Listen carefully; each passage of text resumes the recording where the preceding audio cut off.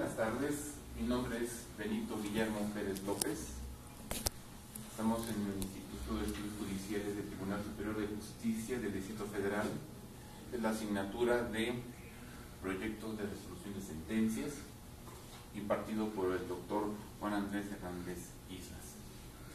El tema que voy a exponer en este caso de manera breve es sobre objeciones, observaciones acerca del término derecho criminal.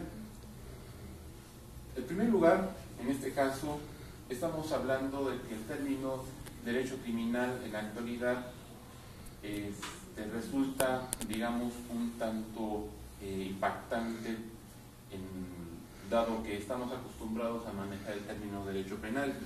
Y con las observaciones que se han comentado en clase, considero yo que el término derecho criminal, aunque es aceptable etimológicamente hablando, no es del todo apropiado dadas las circunstancias en las que se maneja el derecho en la actualidad a nivel nacional y a nivel internacional. Un antecedente. La raíz etimológica. El maestro en este caso efectivamente emplea un término desde un punto de vista exegético del origen latino del crimen, criminis, y tomando en cuenta de que utilizamos también en nuestra área de trabajo el término delito, que proviene del término delictus. Ambos términos son correspondientes en el derecho romano, partiendo de que los delitos provenían precisamente del derecho privado, aquellas penas establecidas en los convenios, en los contratos. En el caso del crimen o criminis, el crímenes es en este caso los delitos de mayor envergadura, es decir, son aquellos delitos más graves, más gravosos, y que por lo tanto en este caso ya no es en una cuestión entre las partes, sino que debe de intervenir en este caso un proceso pretorio, es decir, ante una autoridad romana. De ahí que el término delito y crimen persisten en la actualidad, señalando que el crimen es el delito de mayor penalidad y el delito de menor penalidad. Cuestión de que en la actualidad, por ejemplo, si observamos en la Constitución, existe lo que se denomina, como a veces denominamos, crimen organizado, señalando que son delitos de mayor peso: secuestro, narcotráfico, delitos contra la salud, etc.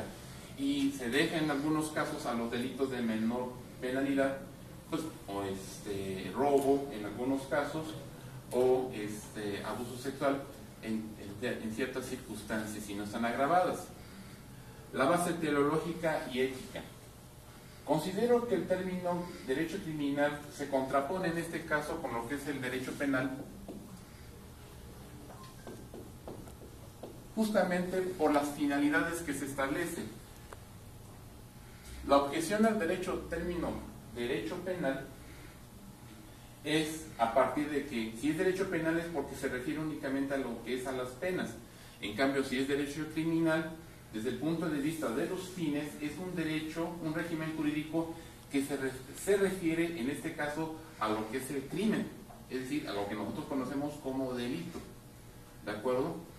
Aquí la primera objeción que yo considero es de que, pues en realidad, el derecho criminal, pues obviamente debe de tender en este caso a establecer una sanción, ¿sí? No nos quedamos únicamente a nivel crimen o a nivel hecho delictuoso.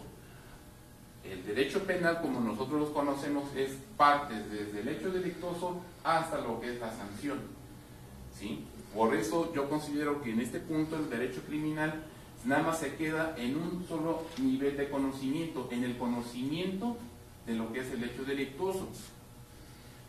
Desde el punto de vista ético, ya no tiene mucha cabida en este caso manejar el término crimen o criminal, tratándose en este caso del actor o del sujeto activo, porque el término crimen desde el punto de vista ético ya está presuponiendo en este caso una culpabilidad, ¿sí? En cambio, cuando se trata en este caso del término delincuente, el término delincuente aborda únicamente como el partícipe, ¿sí? El autor del hecho delictuoso, obviamente desde el punto de vista presuntivo. Pero cuando hablamos del término crimen, reitero, es como si ya estuviéramos afirmando que él cometió el crimen. Sustento constitucional. El profesor en este caso maneja diversos artículos, los cuales son acertados. Y sí, efectivamente, la Constitución de 1857 manejaba esos términos porque en ese entonces la ciencia penal o la ciencia jurídica dedicada al crimen efectivamente manejaba el término procedimiento criminal, pero la evolución doctrinaria ha dejado atrás el término crimen para llegar en este caso al término penal. Y no son los únicos artículos que manejan. Encontramos, por ejemplo, un caso muy particular, el artículo 111 constitucional, ¿sí? Se procederá penalmente previa declaración de procedencia tratándose de ciertos funcionarios públicos.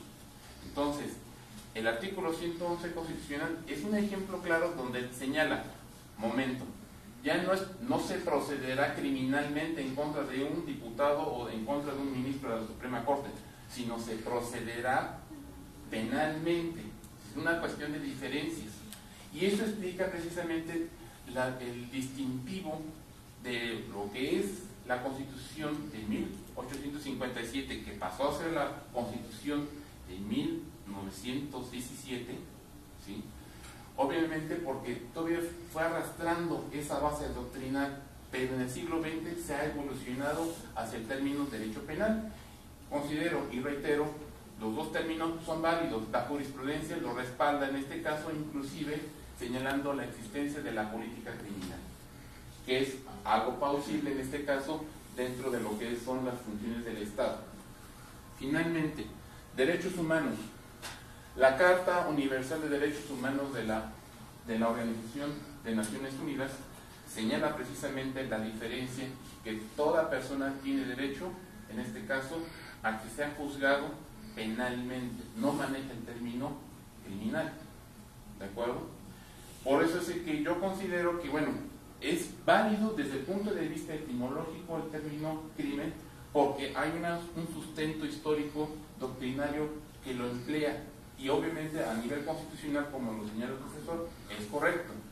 Sin embargo, vale la pena en este caso hacer una interpretación sistemática y armónica, no solo con la Constitución o con los tratados internacionales, sino englobar en este caso que el término crimen puede puede emplearse de manera equívoca, ¿sí?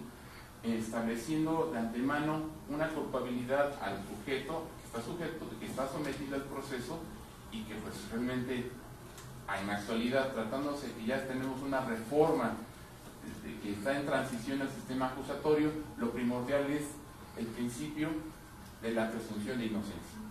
¿De acuerdo? Ese es mi punto de vista. Considero que el término es etimológicamente apropiado, pero en los hechos actuales valdría la pena hacer una revaloración del mismo. Esto.